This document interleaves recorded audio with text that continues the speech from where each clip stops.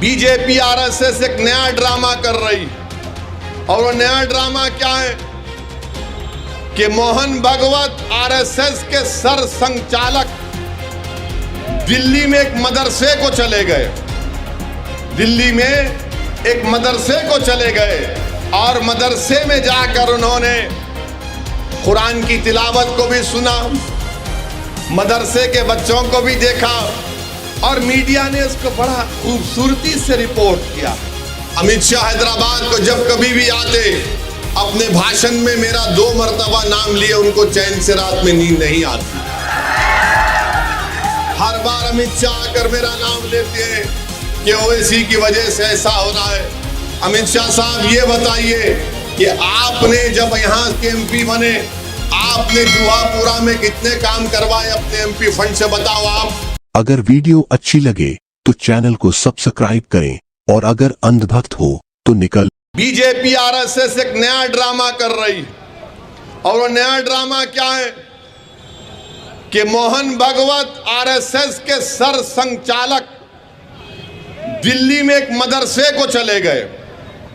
दिल्ली में एक मदरसे को चले गए और मदरसे में जाकर उन्होंने कुरान की तिलावत को भी सुना, मदरसे के बच्चों को भी देखा, और मीडिया ने इसको बड़ा खूबसूरती से रिपोर्ट किया है। ऐसा रिपोर्ट किया है कि मोहन भागवत ने बड़ा एहसान किया मदरसे में जाकर। मैं गुजरात के इस जुहापुरा में खड़े होकर मोहन भागवत साहब से अपील कर रहा हूं, क्या आप बिल्किस बानो से मिलकर उससे कह सकते हैं कि तुझ पर जुल्म हुआ, हम इंसाफ दिलाएंगे? मोहन भागवत, बिल्किस बानो से इंसाफ दिला सकेंगे?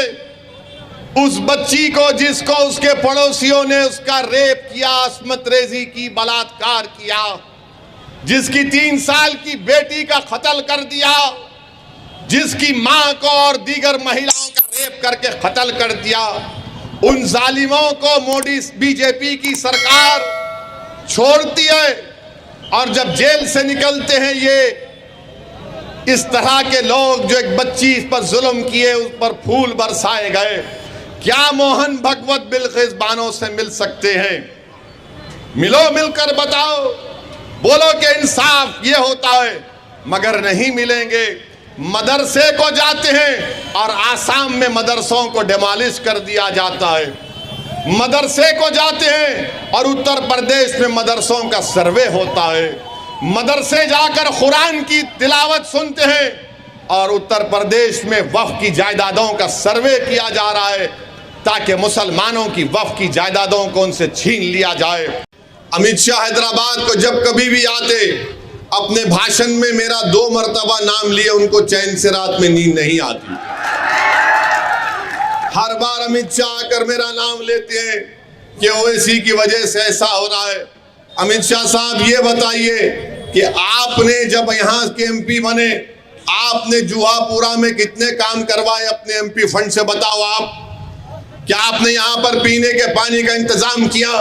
क्या आपने यहाँ पर अल्पसंख्यक समाज के लिए अपने एमपी फंड से कोई स्कूल की बिल्डिंग को तामीर करवाया?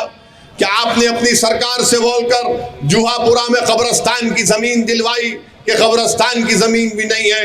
मेरे अजीज दोस्तों और बुजुर्गों, मैं आपको बताने के लिए कह रहा हूं कि हैदराबाद की पार्लियामेंट का मैं रुकने पार्लियामान हूं और हैदराबाद की आवाम ने मुझे वोट डालकर कामयाब किया। मेरे पार्लियामेंट की सेगमेंट में एक विधानसभा है, असेंबली का हल्का है, उसका नाम है कारवान। मैंने 5 महीने पहले, हमारे 7 एमएलए हैं विधानसभा में, कोई मंत्री नहीं है, मगर इसके बावजूद भी मेरी नुमाइंदगी पर 290 करोड़ की लागत से एक सीवरेज की लाइन वहां पर डाली जा रही है कारवान असेंबली हल्के में। मजलिस पर इल्जाम लगाते हैं कि मजलिस सिर्फ जज्बाती बातें करती है। हाँ, हम तकरीर जरूर करते हैं, मगर जब तकरीर करते हैं तो उसके अल्फाज को अमली जामेनामा पहनाते भी हैं। उसी कारवान के असेंबली हल्के में गोलकुंडा एक तारीखी इलाका है। उस गोलकुंडा के इलाके में मैंने अपने एमपी फंड से बच्चियों की डिग्री कॉलेज और जूनियर कॉलेज के लिए मैंने एमपी फंड से 10 करोड़ की लागत से एक आलीशान बिल्डिंग बनाई। आप आकर देख सकते हैं गोलकुंडा के इलाके में ये काम हो सकता है मेरे भाई। अगर आप मजलिस का साथ देंगे तो इंशाअल्लाह ताला ये काम करवाए जा सकते हैं। शर्त ये है कि आप मुत्तहिद हो जाएं और यकीनन मजलिस की कामयाबी को रोकने के लिए बहुत से लोग खड़े हो जाएंगे ताकि आपके इत्तेहाद को कमजोर किया जाए। मेरे अजीज दोस्तों और बुजुर्गों, भाजपा की सरकार देश में है, गुजरात में है। हम देश के प्रधानमंत्री से जानना चाहते हैं कि देश के प्रधानमंत्री, आपने 2014 में कहा था कि 1 रुपया $1 के बराबर हो जाएगा। देश के प्रधानमंत्री 8 साल में आज डॉलर 81 रुपीस के बराबर हो गया। $1 81 रुपीस के बराबर हो गया। देश के प्रधानमंत्री को बताना पड़ेगा कि 5 साल में 25% रुपया गिर चुका है। 25% रुपया गिर चुका है।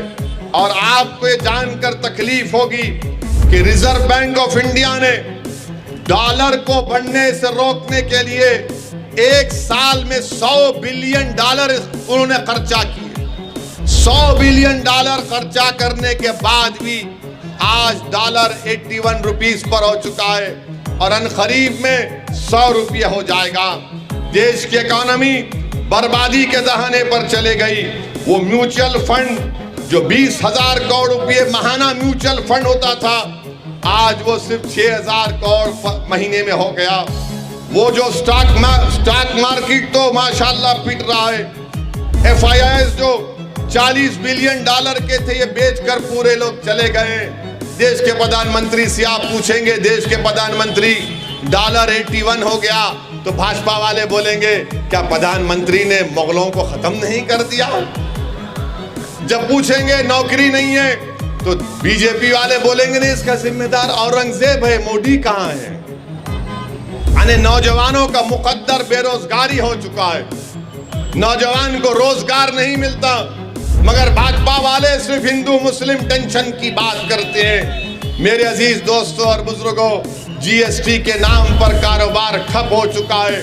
एक्सपोर्ट्स नहीं हो रहे हैं, एक्सपोर्ट्स बिल्कुल नहीं हो रहे हैं, एक्सपोर्ट्स कम से कम होते जा रहे हैं। इसका जिम्मेदार बीजेपी की गलत इकोनॉमिक पॉलिसीज, जिसकी वजह से आज देश को भुगतना पड़ रहा है। तो भैया अंधभक्तों वाला काम मत करो, तो चैनल को सब्सक्राइब कर लो और नोटिफिकेशन बेल जरूर ऑन कर देना।